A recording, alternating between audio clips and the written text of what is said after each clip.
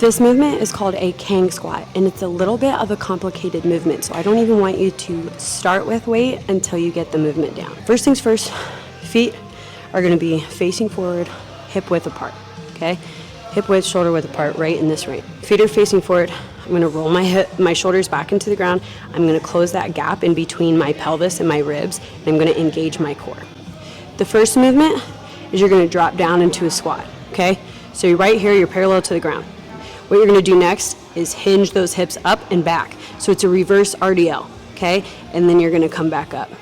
So again, we're going to drop together into a squat.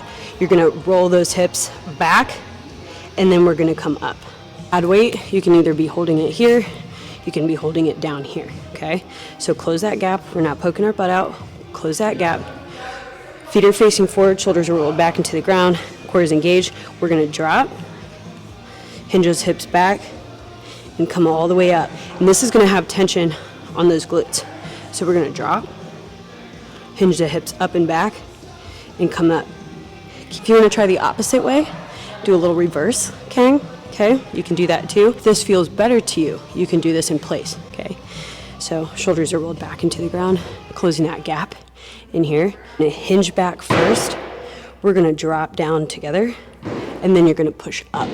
Okay, again, close that gap, hinge back, drop down together, squat up.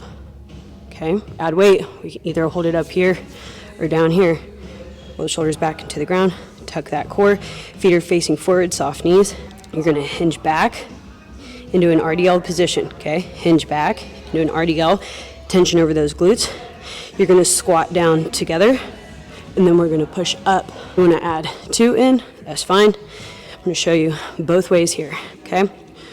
We're going to squat, hinge up, come up, squat, hinge back, come up, reverse. We're going to hinge back, squat down, come up, hinge back, squat down, come straight up.